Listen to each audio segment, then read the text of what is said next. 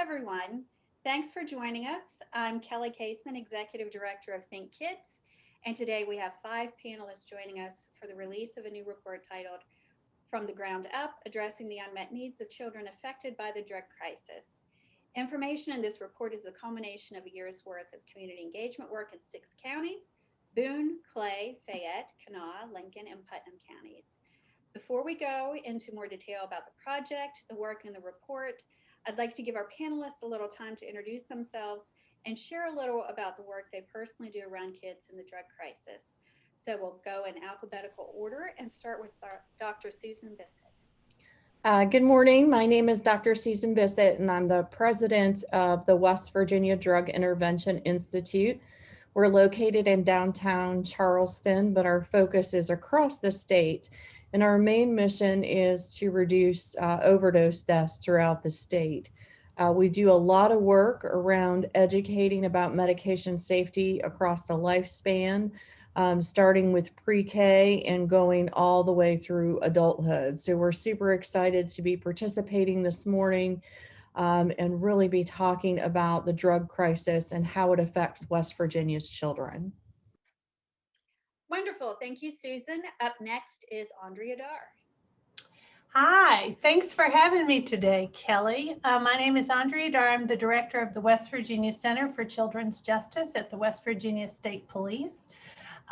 One thing you would probably know that we do is the Handle with Care program. Handle with Care is about helping children to succeed every day to the best of their ability. And you know, it's really hard to succeed at anything when there's a lot of chaos at home. So Handle with Care works very hard to identify the children most at risk and provide supports to them. So I'll turn it over to the next one. Thanks for being here, Andrea. We appreciate it. Next up is Katie.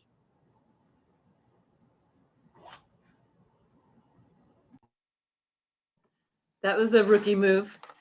I'm Katie Johnson, and I'm the prevention coordinator with the Fayette County Health Department, and we are implementing the ICE Collaborative in Fayette County. ICE is an acronym for Integrative Community Engagement, and ICE also references Iceland. For this initiative is based on the Iceland prevention model. We're a pilot study along with Wyoming County through the West Virginia Prevention Research Center and the WVU School of Public Health. At the center of our model is a set of data that we get annually from our 7th through 12th graders with collaboration with our schools.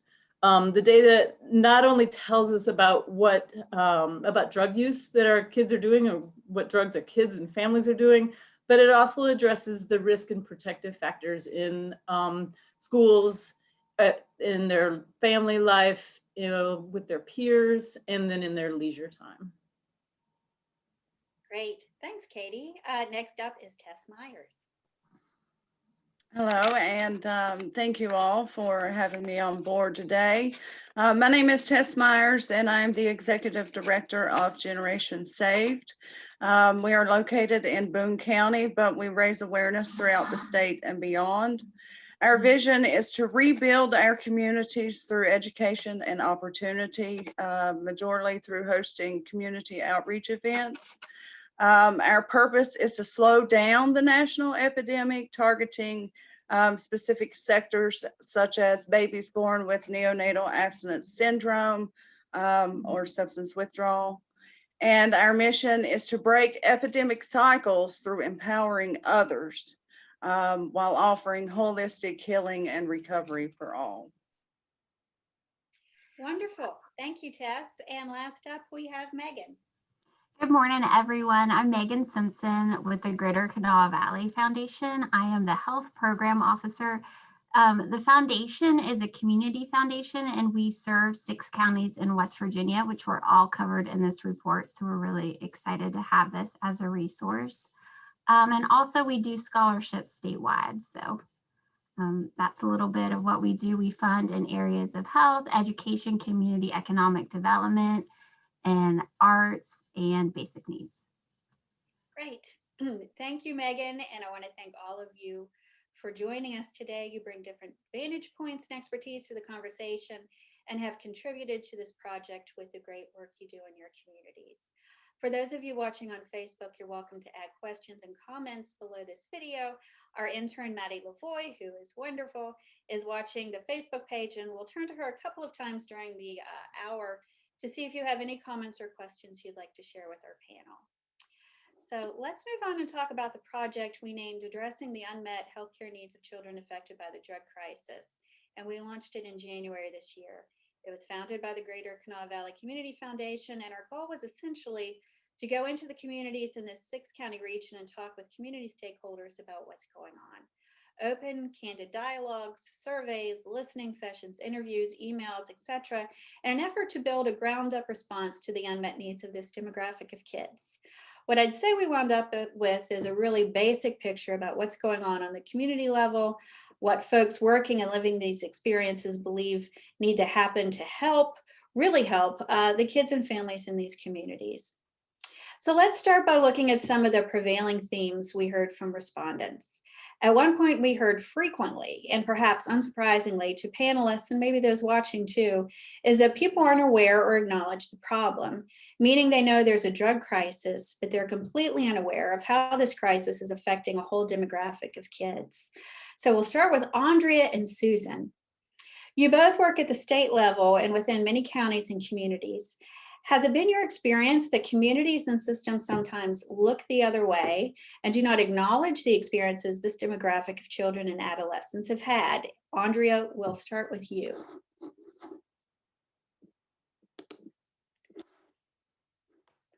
Andrea, I think you're on mute.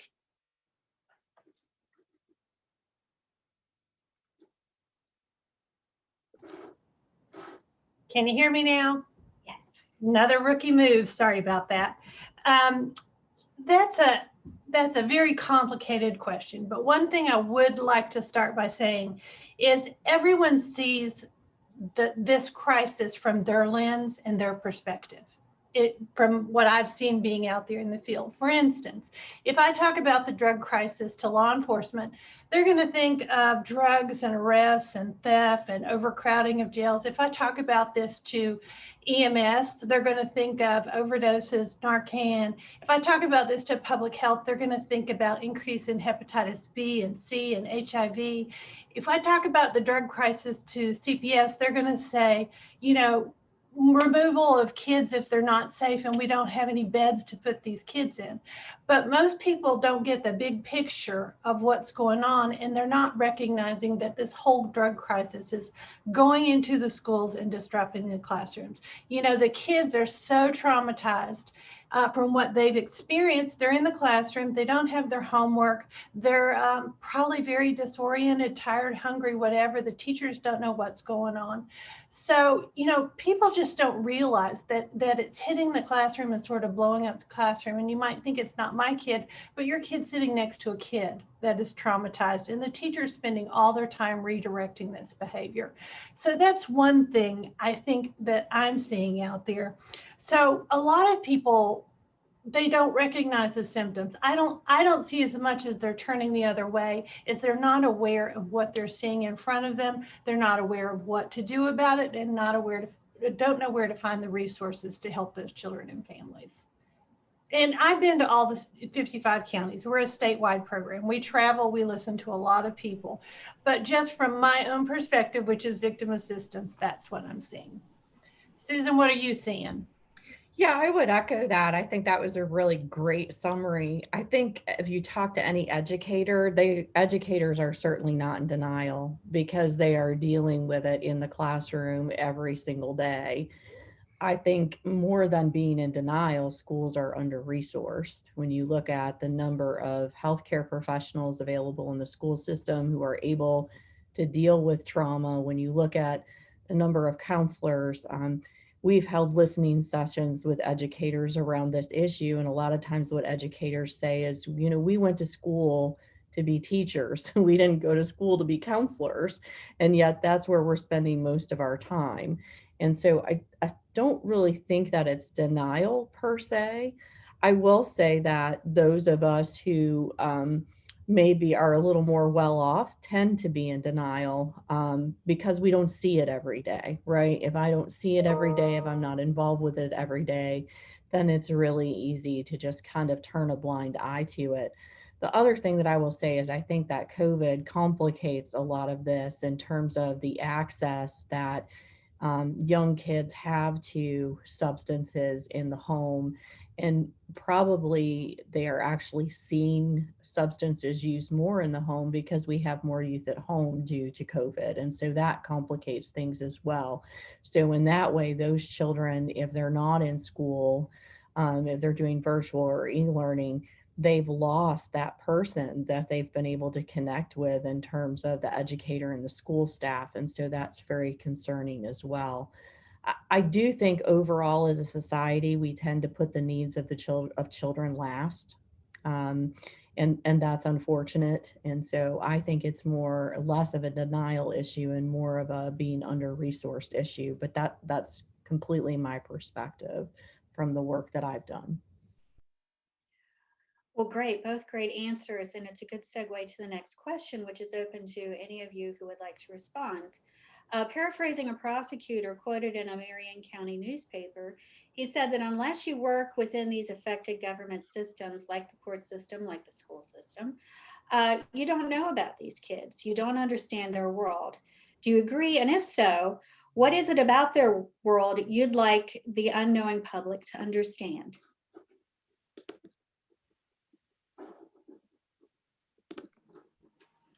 I'll go first. I've worked in the schools for a long time as a coach, as a substitute teacher, and then as a health educator. And so it was, it was there. We did a lot of mindfulness training and work with kids and trying to wrap our head around the problem. And now I've stepped outside and I'm working from home and I'm working on the collaborative, and it's almost, it's not in my face anymore. So it's easy to forget. I'm working on a lot of initiatives to help those kids, but if you're not watching those kids come in the door every day, it would be easy to not understand. Mm-hmm. Yeah. And that's something that I would like to reflect off of, is that, these kids are suffering daily. They're hungry. They're afraid, they're confused, and with the COVID, they're home. So they're experiencing a life of negative behaviors and outcomes. So we have to keep that in mind, when these children are at home, especially now with the COVID, the things that they're experiencing behind closed doors. We have to be open-minded on that. That's a good point. Anyone else? I'll also say that I think it's a lot of people don't understand trauma and the impact that trauma can have on children, especially. We know that research tells us that trauma can rewire our brains. And so we've got to catch these children when they're at a place for development. We talk a lot about adverse childhood experiences, also referred to as ACEs. And a lot of those aren't things that we can take away, right? We can't take away that a child has had a father that's incarcerated, or that a child has been sexually abused, or that a child has a parent in active addiction.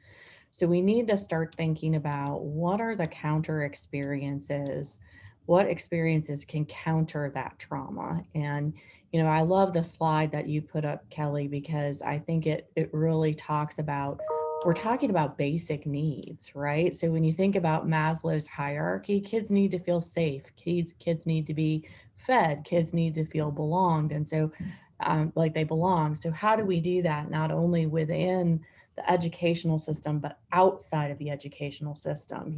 To go back to your original question, I think sometimes we think, well, this is the parent's job, this is the school's job. It's really the community's job. And so we kind of need to reframe the way we think about it. I'd like to piggyback off that, Susan, and just say, we all have different tools in our toolbox, right? and our tools come from our environment and where we live and what we're exposed to. And some of these kids come to school or interface with in our community with only the tools that they have. And maybe they don't have tools to self-regulate, and maybe they don't have tools to calm down, and maybe they don't have tools to know how to act and behave. And unfortunately, because a lot of us don't understand what trauma looks like, we see that child as a misbehaving child, or a child, that child that we don't want to deal with, that child that is so difficult. And a lot of times we respond to them and they see that from us, right? Whatever we're feeling is going out 6 feet out there. They feel that from us, and that just exasperates it and makes it worse. So I think just learning to understand a bit about what that trauma looks like and what you can do in response to that would go a long way in helping these kids. Great responses, thanks. Let's pivot to a prevalent theme we heard throughout the project, which is stigma. But before we do, I want to take a moment to turn to Maddie Lavoie and see if there are any questions or comments coming from our Facebook page from those who are watching. Maddie? No comments, just people who are eagerly watching and learning from you guys. We've got a good supportive group of folks, so I appreciate that. So let's jump right back in. Here's a quote from the report. If we actively stigmatize a family, as sometimes small towns do, if we simply disparage them, expect nothing from them, or pity them, we do nothing to help children escape the situations in which they find themselves. So I'm going to direct this question to Katie and Tess. What does the role of stigma play in the work that you do? Do you think it's pervasive to the detriment of the kids and families affected by the drug crisis? We'll start with you, Katie. Specifically with the ICE Collaborative, a lot of people think, first of all, a lot of people think the ICE Collaborative, because Iceland had so much success with outside of school programming, they think that a lot of people think that's what it's just about. But really the core of it is looking at the data and bringing the community, all sectors of our community together and asking, what can we do? So when we want to bring all sectors of the community together, a lot of people who are stigmatized are afraid. They don't want to speak out. They don't want to put themselves out there, obviously. So the trick is, how do we invite them to the table? And some organizations in Fayette County have been doing a really good job. First of all, just building trust. So before we can even go into strategizing and goal setting, we need to kind of establish a rapport with these folks. And we've got some, like Active Southern West Virginia, Coda Mountain Academy.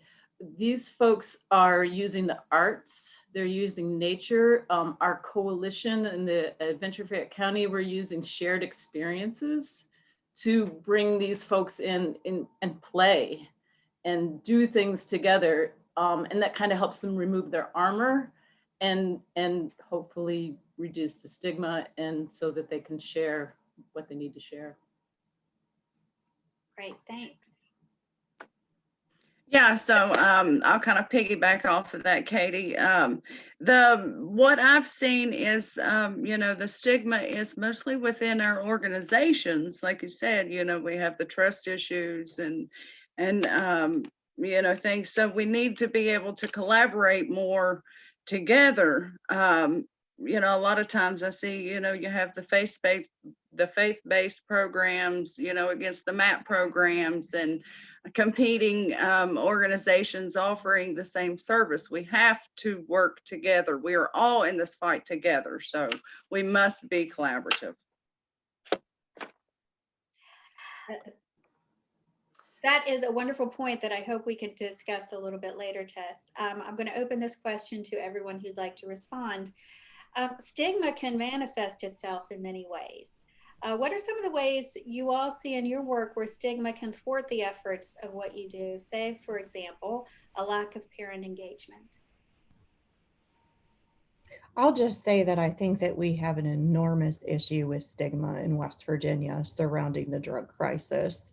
And it's a lot to unpack, because it's not just stigma about different methods of going into recovery. But we also stigmatize children. I see it a lot, for example, with neonatal abstinence syndrome, when we talk about addicted babies. Well, babies aren't addicted, they're born in withdrawal. So it's even the language that we use. I had a really horrible experience with my own daughter being labeled by a middle school principal. And that was devastating for her.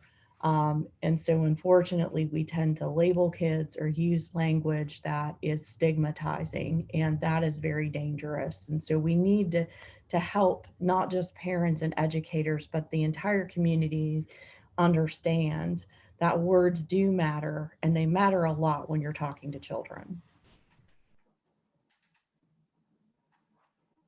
It's a great point. And kids are so receptive to picking up on even just the slightest of not just words, but behaviors that may isolate them or make them feel as if they're different in some way than their peers. Anyone else want to tackle this question? The kids can see it in your eyes when you're talking to them. It's that quick and it's that fast. And when I'm out there training, I'm always saying, let's just kind of put on that poker face, that calm face, that trusting face, that face that is very accepting and loving, and let them lead into us. What kid would ever lead into you when you're coming at them or looking at them like they're a bad kid? They need someone to trust and love and lean into. Mm-hmm. Yeah. We've been fortunate with the parental engagement in our projects. Hosting community outreach projects gives parents the opportunity to get involved and be engaged with their children and community as well. One obstacle that we have found is that those who are suffering from substance use disorder are kind of timid when we have our community outreach events. So we have to, always welcome them and try to get them involved. And I feel that being consistent with hosting community outreach events, they'll see the consistency within that and begin to get involved. Right, and build that trust. Yeah. Anyone else before we move on? We're going to discuss parental engagement a little further. Hey, Kelly, we got a comment on Facebook that I think is just so great. It says, these are not bad kids. And I think that that's what we have to remember, is that sometimes bad things happen, but that doesn't make kids bad. And so sometimes we put on them their circumstances or what their home life looks like. And we create these expectations of what we think the problem is. And so we know that one of the most positive things you can do for a child that a child can have is an adult role model. And that doesn't necessarily have to be their parent, and some adult that cares about them. And so I think if we can get away from good versus bad kid, and I hear that a lot sometimes, that could be very helpful. But that was such a great comment. I just wanted to highlight that. That is a good comment. It's a really important comment. So let's move on to discuss parental engagement, because not only are there not any, these kids aren't bad, but most of these parents are really caring and loving of their kids as well, but they're suffering from a disease. So some of you work directly with parents, others provide funding or programming to work with these parents. My question to all of you is, how do we address parental disengagement?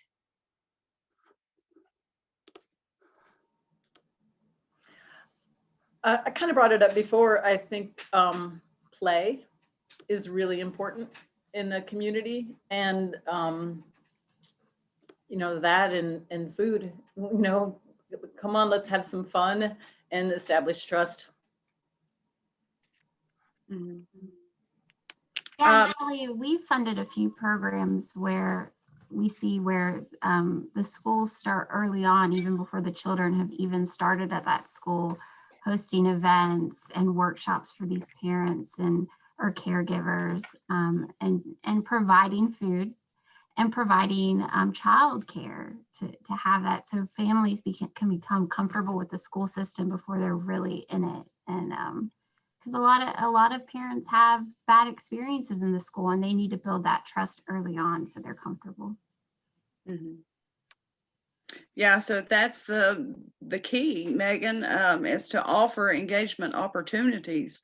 If we offer the opportunities to them, and host community outreach events, communicating across the board.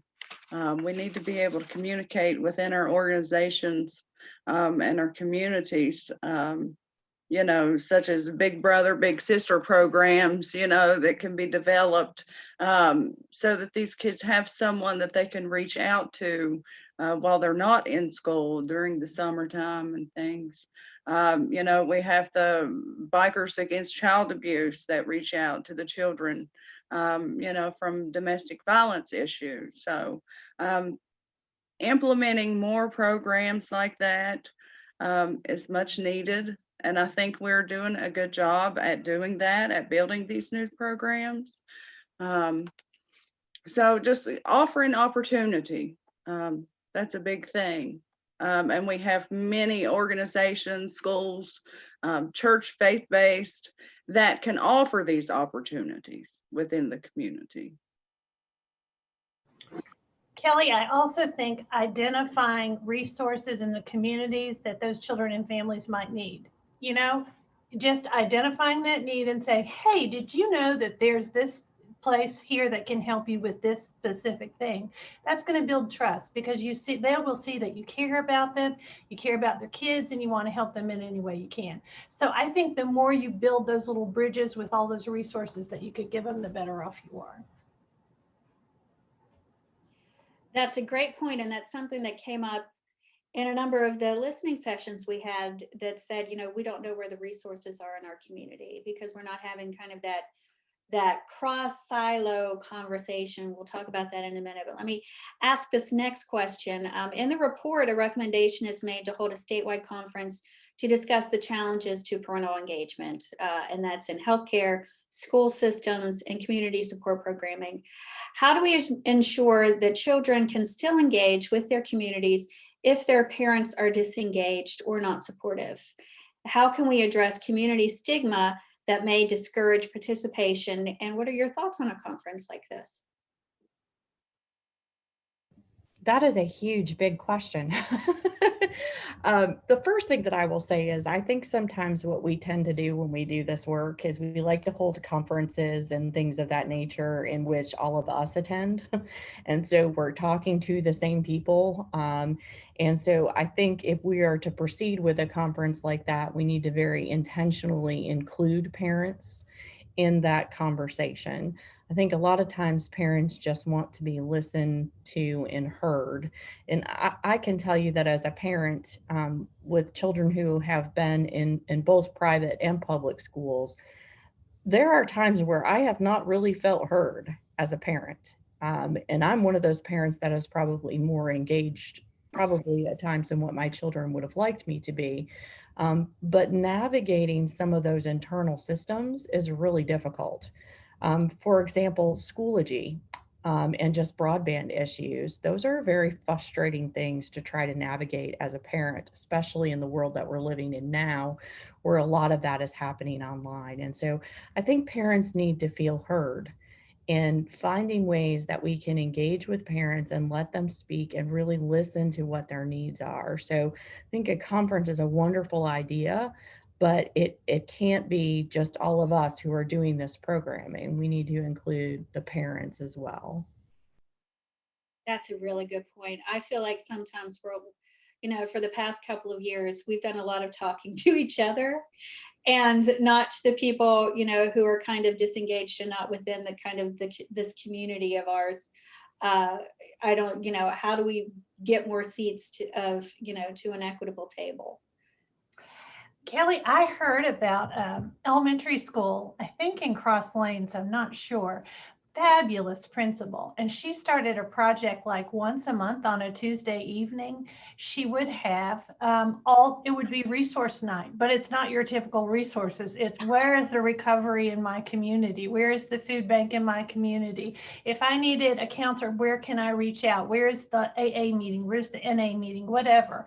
But it's like once a month she would do that, and they would have great turnouts because it was specific resources and information that family needed. And I believe they also did feed them food and maybe, someone to help watch the kids or whatever. But I thought that was a fabulous idea for parental engagement. I agree. Everybody likes to be fed when they go to these to meeting. That's always a nice, encouraging touch. I remember a few years ago talking to a school secretary, and we were talking specific to healthcare needs. And she said, I have sent more than 12 letters home to this child, and I've never gotten a response. And I remember thinking, after about the fourth, why did you keep sending those letters home? Why didn't you try another route in which to engage parents? So maybe it's, we can collectively look at things like that principal's doing, and all systems could learn how to better engage parents instead of falling back on our old paths, navigational paths that aren't working for us anymore. You just have to look at, Susan saying how intimidating Schoology and things can be for folks. Like it's intimidating to be in the system, and we just have to find ways to have people have those entry points and where they can feel included and invited and not give up. Like one more thing on that note is I just want to talk about the Grand Families program, because Megan, they do just that. They have they're a support for grandparents and education for grand families raising these grandkids, but they have a different learning session every week in navigating the criminal justice system, navigating the school system, all the things, what is a social media, what's safe on social media and what's not. It's all these basic information that the grandparents need. Those are the kind of things that our community needs, information and resources to the ones taking care of the kids. Wonderful point, because we know that if the one thing that's an effect of the drug crisis is we have more extended families raising these children. And so how do we engage everyone who's raising these kids to be more active with these systems? We need to talk about the drug crisis because, of course, it's affected everything, our systems, our economy, our schools. And although little has been discussed about this in the media, our kids in what Andrea often calls the kids in hard places. Many of these kids are the ones who are affected by the drug crisis. So Andrea, this question's for you. You've been working on how to collaboratively keep our eyes on kids affected by the drug crisis while school's out and mandatory reporters aren't physically interacting with kids. Tell us what the challenges and recommendations to addressing them have been. Okay. Well, when the pandemic hit, and for me, it was on March 12th, when it really hit home that everything was going to be shut down. And I read, schools were closed, and schools, that's the one place kids are, that's where they interact with everybody. That's where they get food. That's where they get a caring adult. That's where they get everything. And so when schools shut down, I thought, oh my gosh, all these kids are in really hard places. Who's there to help them? Who's there to see them? So I started a brainstorming session every other Wednesday, but I invited people all over West Virginia, but across the country, people I know, because I wanted to see how other states were dealing with these issues. So we met about 8 times. And some of the recommendations that came out, well, the top one that came out was our program, Handle with Care. Handle with Care, for those of you that don't know, is a 3-part program. When law enforcement is at the scene and children are present, we ask law enforcement just to get the name, age, and school of that child and send a notice over to the school. Only 3 words, Handle with Care, no details. Just send Handle with Care this kid to the school the very next day, so that teachers and staff can be proactive instead of reactive in the way they deal with those kids. They're going to understand that the kid needs a little extra care. Second part of our program is being trauma informed and respond in trauma-sensitive ways. And the last part of our program is having therapists on site at the school. So with the parents' permission, kids can get those necessary services at the school. Because if it doesn't happen at school, it's probably not going to happen. All that being said, when schools went virtual, a lot of law enforcement thought we don't need to send the notices because kids aren't in school, when in fact, they're the only ones that see the kids. So we went on a campaign, please keep sending those notices, because those notices go to essential school staff. Those essential school staff are going out and check on those kids. We had counselors that were making lists of kids that had fallen off the radar, that no one had talked to, that weren't turning in their schoolwork, and social workers and nurses and PRO officers were going to do porch visits just to show up and say, hey, how are you? What can I do to help you? And I asked, how is that being received? You know, how is that being received when you go there? And for the most part, everyone, they welcomed them coming there to check on them, to see if they could bring anything to help those children and families. So number one, those notices are so important. Number two is food. And when the pandemic hit, food was the big issue that a lot of people needed. So do y'all remember that our bus drivers were running food on their bus driving routes, and they were dropping the food off at the bus stops where the kids would get on? Well, they started dropping off food, and we learned from our friends in Oklahoma that they took the 211 resource, and I'll talk about that in a minute, put it on yard signs and plopped it right there where the food distribution was. So families that came to get food also could learn about 211. And then I want to say a lot about 211. 211, you call 211 and they're going to say, are you are you having a crisis? Are you thinking about suicide or something like that? And if you say no, they say, what's your zip code? You give them your zip code. They connect you with a live person that can tell you every resource where you are in that community. They're going to help you. They have really formed an organization in West Virginia, an association. They check in with each other across the state 3 times a week, so they're all on the same page. So 211 is a resource that can help any family. So we wanted that information to the families. And like some of us said, we all know what's going on. We all have the conferences. We all go to the meetings, but the people that need the information don't have it. So this was a great way to get that 211 resource to the people that need it. The next thing we figured out is if teachers aren't seeing the kids, that's how we usually find out if a kid needs help. You know, if they're not seeing them, who's seeing them? Well, who do you think it is? It's the person that works at the Go Mart, right? Where the family goes in every day to get something. It's the postman. It's the grocery store clerk.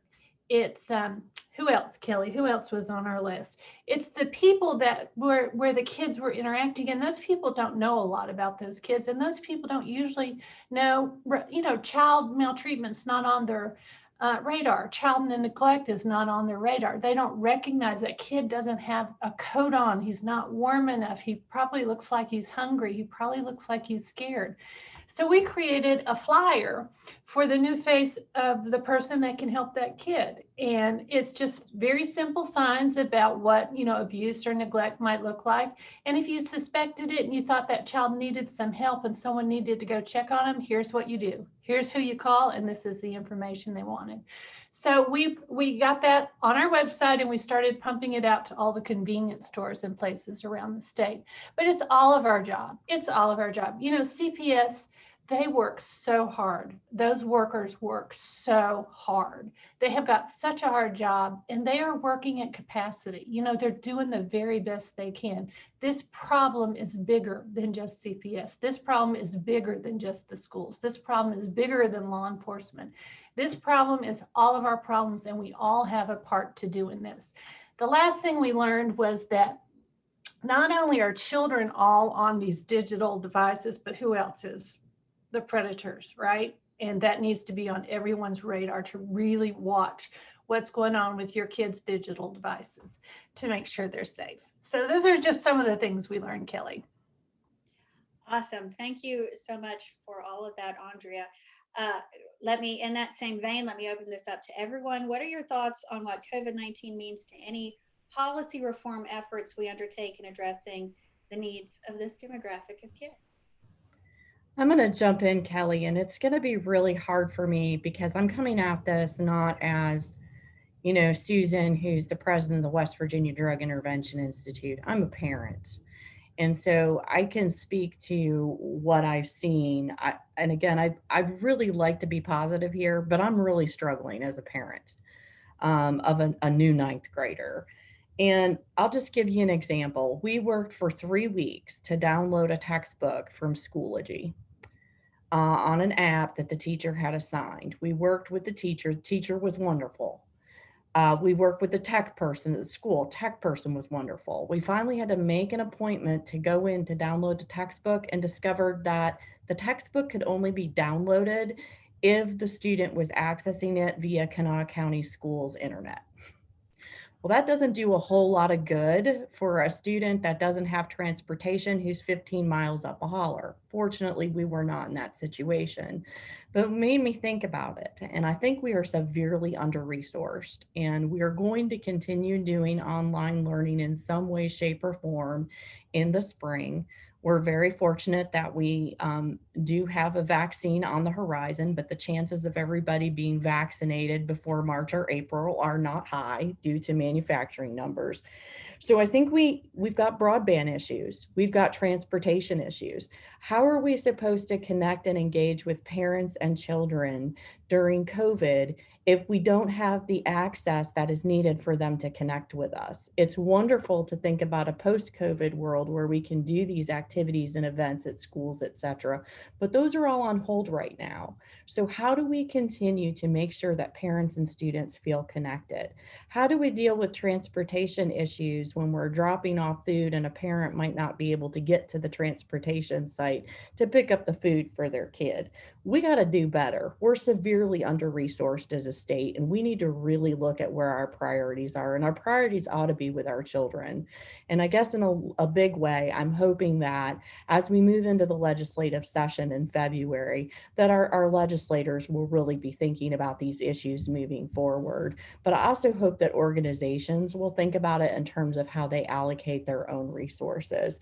That's just so key. I recently learned, and we do a lot of work with First Choice Services, and First Choice has just put out a method for people to call if they have a child in crisis with a mental health issue or a substance use disorder issue. That is a huge step in the right direction, but then we don't have enough facilities for those kids.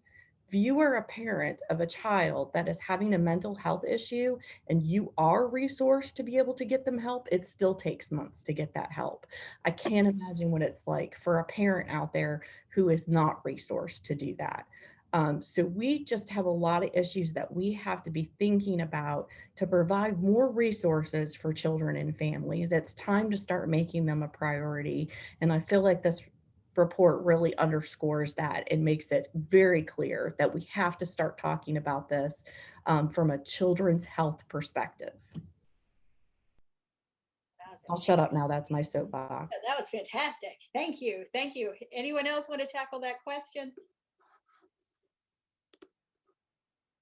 Well, thank you both. Let's pivot over to the discussion of the meaning of the word community, because to me, the fact that we haven't seen communities talking across sectors and at the local level about what kids are going through in this moment is striking to me. I heard a researcher say the other day that the opioid epidemic didn't cause a culture of addiction in communities. Rather, it found fertile ground in some communities where there was a disintegrating sense of community, and that's where the crisis thrived. So I'll focus this one on for you, Megan and Tess. You both work in different types of community improvement. Have you seen a breakdown in a local sense of community, and do you believe this is at least in part due to the drug crisis? And we'll start with you, Megan.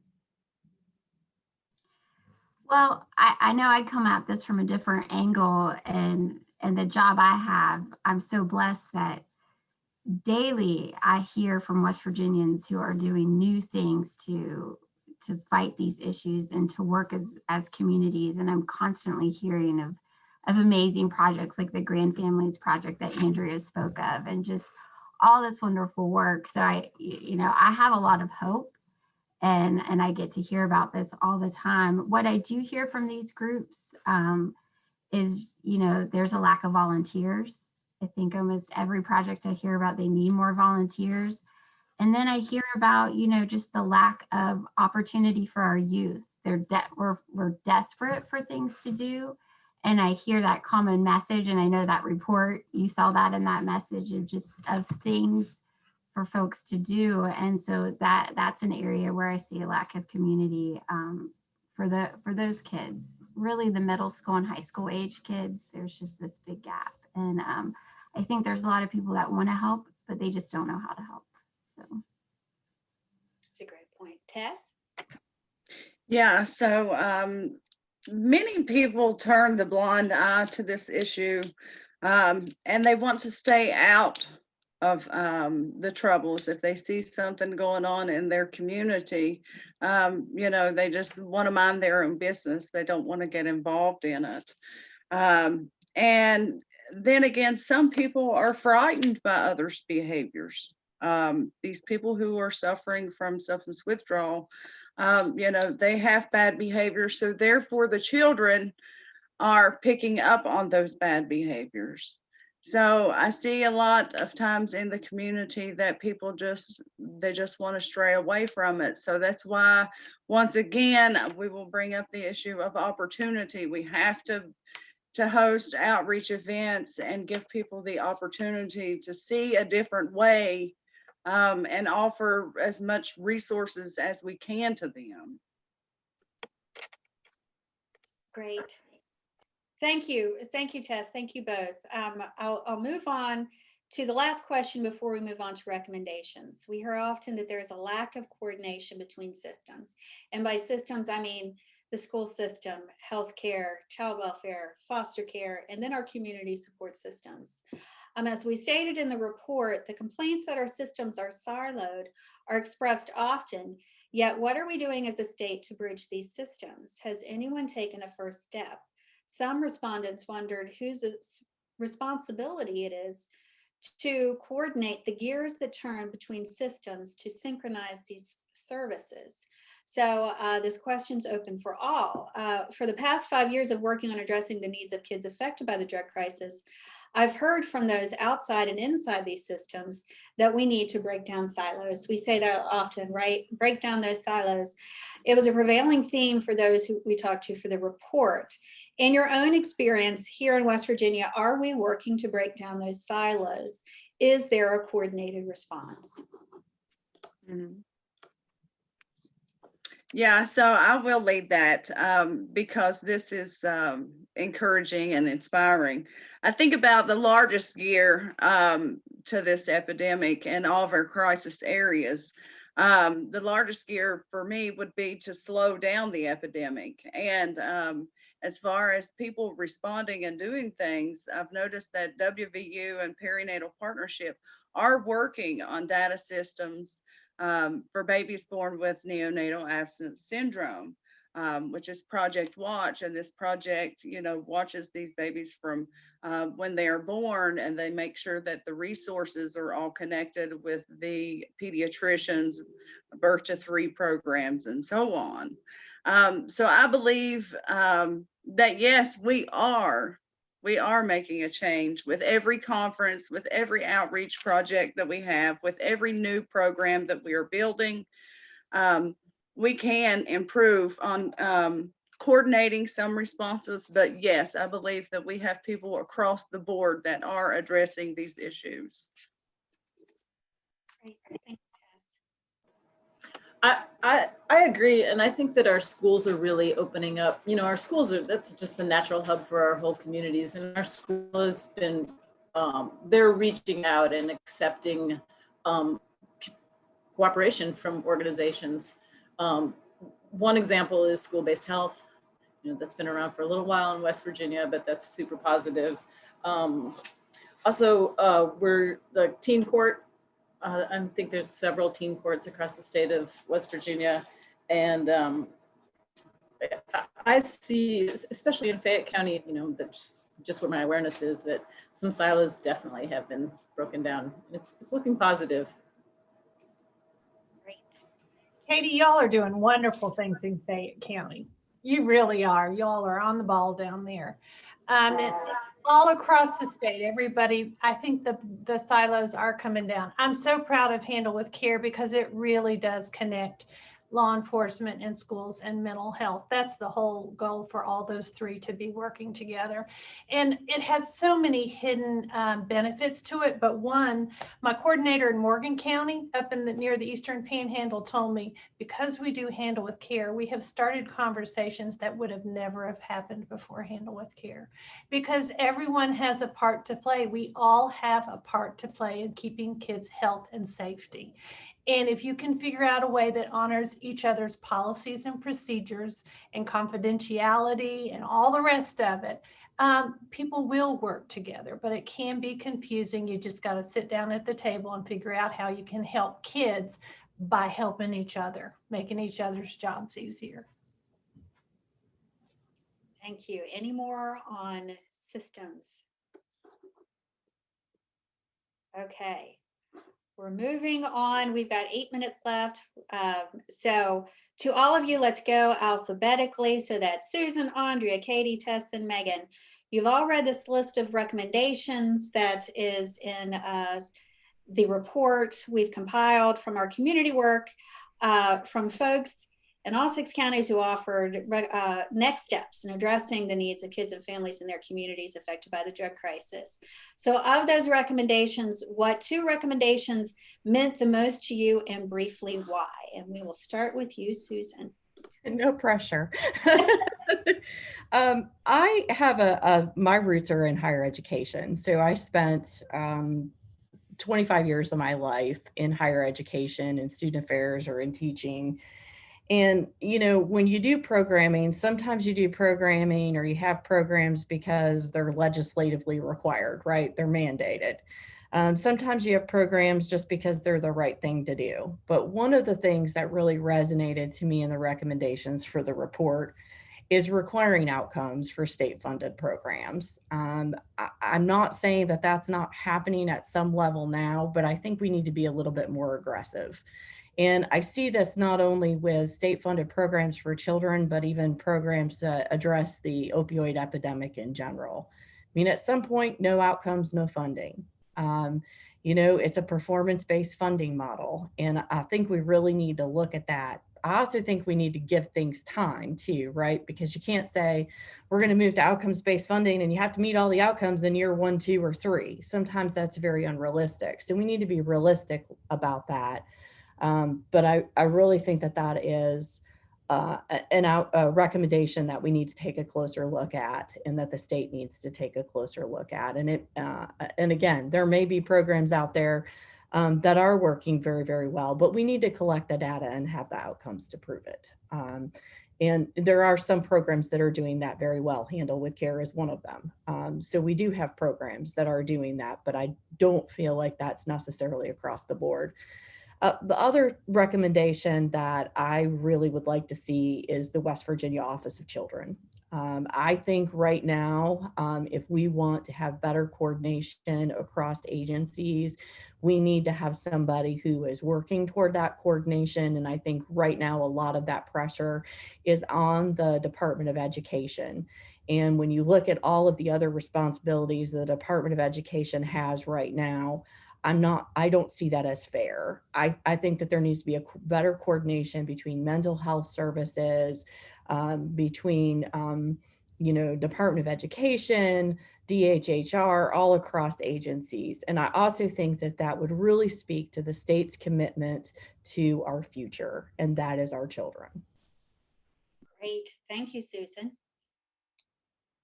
Andrea, you're up.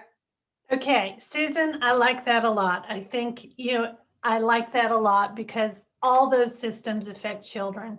And if we could have a coordinated effort that didn't duplicate things, that used the money wisely, that would be very beneficial.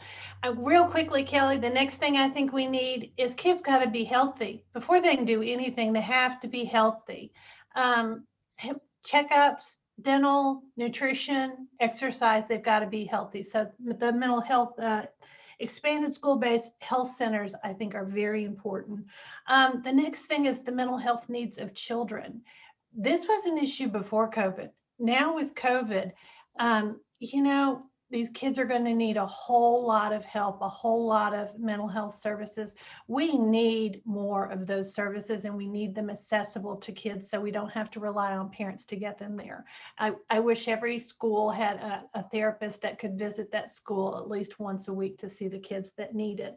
And the last thing, number 3 or 4, sorry about that, Kelly, you said 2, resources. We really, I mean, they are out there, but nobody knows what's out there. 211 is really working hard to organize and coordinate that. If we had one place where everyone knew to go and they had all the resources that were right there and we all knew where to go get them, that's what we need. I truly believe there are resources that people need and they have no idea where they are. So if it's the simpler it is, the better. My good friend Tracy always tells me, keep it simple, stupid. Don't get so complicated. Keep it simple. So those are my ideas. That's that governor's office for children. Number 2, health of children. Number 3, mental health services for children. And number 4, easy access to resources. Wonderful. Thank you, Andrea. Katie, you are up next.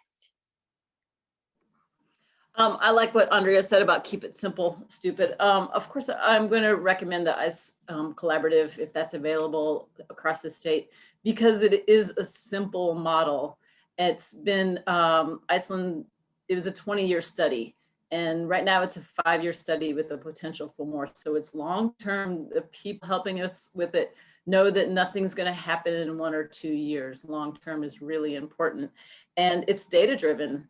So, we have the data to see if our goals and strategies are working, but it's simple. It's about living room and park bench conversations within your community. And it's not pointing fingers, but it's asking, what can we do to build this community for our kids? My other recommendation is a centralized event calendar for youth, for recreational opportunities. So ideally this is added to our infrastructure, but when does the bus take the kids to the pool? What kind of park programs are there for the kids? What kind of resources do we have for the kids? We're working on a passport for our kids so they can open it up and say, oh, there's a trail here in my community. There's a park here, and 8 miles down the road, there's trails here and there's parks here. Can we go visit these kind of things? Right now we're making it mostly outdoor because of COVID. And lastly, one idea that our coalition leader had was, why can't we keep the buses at school until 5 p.m. and have our kids involved in after school outside, activities, and then the buses go home. Of course, we would need a better volunteer base because our teachers are exhausted, but they come to the schools and our kids do their activities, and then 5, maybe even get some food, and then 5, 6 o'clock. I know there's some organizations that are already doing this. If you want your kid picked up at the end of school, come pick your kid up, because most parents that want their kid picked up, pick them up anyhow. So that's just an idea. Extend the kids' time at school, but not necessarily the school day. That's all I have. That's great. Great idea. Thank you, Katie. Tess, you're up. Yeah, so on recommendations, I feel that it's time to move beyond awareness of the ACEs and focus on resilience. All sectors across the board are in crisis overload. Therefore, we have to work on some primary prevention and get it slowed down. The second is I agree with Kelly that our state should require state-funded projects to report their outcomes. We have a lot of money that are flowing into these nonprofits and our community organizations, but we're not really seeing a lot of outcome from that. So we do need stricter guidelines, and they do need to report a little bit better. If they're not producing outcomes, then the funding does need to be shifted to a program that is producing outcomes. So that's our recommendations. Thank you, Tess. Thank you. And Megan, last but not least, What are your recommendations? Well, if y'all can't tell from like almost everyone's given different stuff, Kelly, you had a lot of really great recommendations, and it's hard to narrow it down. But the two that I picked was place an emphasis in all advocacy efforts on equity. If we don't have that framework in mind while we're working on all these issues, people are going to get left behind, and so we always need to have that top of mind. And then last is from elementary to high school, ensure kids have meaningful ways to participate in their communities. So that one just spoke to me. With all the work I do, I feel like that's always a gap. So Agree. I was surprised at how often we heard the simple phrase of kids have nothing to do in this community. And so keeping them busy in something that they can grow to love and learn from, I think is really important too. So Maddie, we're going to turn to you one last time. Do we have any questions on Facebook? Yes, we actually have quite a few comments and a question near the end. Do you have time for me to read all the comments, Kelly, or do you want me to just read the question? We're 2 minutes over, so maybe just the question, and we will address the comments on an upcoming Facebook Live event. So they weren't all for naught. We will address them, just not today. Okay, so the question is there a way to make a replicable framework for breaking down silos? Oh, wow. That is a great question. Does anyone have you seen I think it's SAMHSA has our coalition has to have 12 sectors of the community involved with our coalition. We have a hard time getting a couple different sectors in, but that's the best example that I've seen. And I'll just throw in there, when you're trying to break down silos, be respectful of everyone's policies and procedures. You know what I mean? They can't do it if it violates their policies and procedures. You just stay at that table until you figure out a way to make it work. Yeah, being resilient and consistent. great point? I think half of it is just inviting people to sit at the same table. Right? So sometimes I hear one organization talking over here and another organization talking over here, and they're talking about each other, but they're not talking to each other, right? So that's part of the issue. Is sometimes, we've got to be willing to have some difficult conversations. And unfortunately, in the world in which we're living, that is not encouraged. But I think we need to encourage that more. It needs to come from a respectful place, but we need to have all players at the table, even if we don't agree, because like Andrea says, you just sit there till you figure it out. I mean, you got to be willing to sit there because our kids are depending on it. Mm-hmm. Oh, that's a really good point. The kids are really depending on us to get over all of that and break down those silos. So we are out of time. I would like to thank Susan Bissett, Andrea Darr, Katie Johnson, Tess Myers, and Megan Simpson for their time and expertise today. You all were wonderful. What a great conversation. And thanks to all of us who have joined us on Facebook. Keep an eye on our Facebook page. We're going to share a link to the report in a few moments so you can read it for yourself and download it. We hope you'll give it a read and share your thoughts with us. A great place to share those thoughts is our Facebook group called From the Ground Up. And you can find a logo for it on our Facebook page. We're going to be talking about this report for months to come. If you have any ideas for a Facebook live discussion, please let us know. And we hope to continue this dialogue through legislative session and hope we can elevate this discussion to the legislative level. So for Think Kids and panelists, have a good day, everyone. Happy holidays, and hope to hear from you soon. Bye-bye.